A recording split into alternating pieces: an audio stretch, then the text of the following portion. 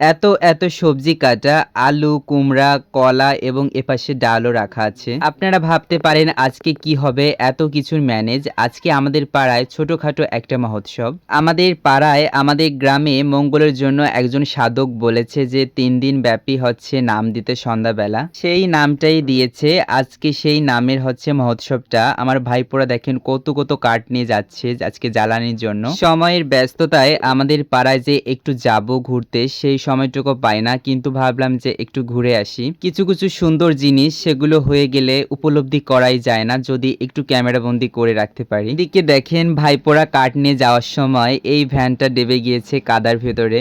এই হচ্ছে আমাদের তিনমোহনার গোলায়ের গাছতলা। মা কালীর এই গাছতলায় সবাই পুজো দিয়ে আজকের এই মহোৎসবটা শুরু করেছে। আর এটা আমাদের দুপাশের পাকা রাস্তায়। এপাশ দিয়ে হচ্ছে সাসিদা বাজার যেতে হয়, আর এই পাশ দিয়ে হচ্ছে আমাদের পাড়ায় যেতে হয় আর পদ্মবিলে বাজার। দেখি গুটি গুটি পায়ে সামনের দিকে এগোই যে আমাদের পাড়ায় মহোৎসবটা কত দূর। মহোৎসবটা তিনমোহনার এখানটাই করতে চেয়েছিল সবাই মিলে, কিন্তু অনেক মজা হতো, কিন্তু বৃষ্টির সময় তো সেজন্য চলে গিয়েছে মন্দিরে মহোৎসবটা করার জন্য। তো গিয়ে দেখি একটা দাদা মরিচগুলো সুন্দর করে বাড়তেছিল একটা হামানদিস্তায়, আর রান্নার সবকিছু ম্যানেজ করতেছে আমার শলক পিসি, আর বৌদিদেরা এপাশে দাঁড়িয়ে আছে যে এখন রান্না বসিয়ে দিবে। গ্রামে একটা মহোৎসব হলে সবার মুখটা দেখতে পারলে সুন্দর একটা কাজে, এটাই কেন জানি না মনের ভিতর আনন্দ লাগে। আমাদের পাড়ায় এই সুন্দর কিছু কিছু অনুষ্ঠান হলে সবার মুখটা দেখার যে আনন্দ, এটা কিন্তু কোথাও খুঁজে পাওয়া যায় না। তো রান্না বসিয়ে দিয়েছে, রান্না হলে বিকেল বেলা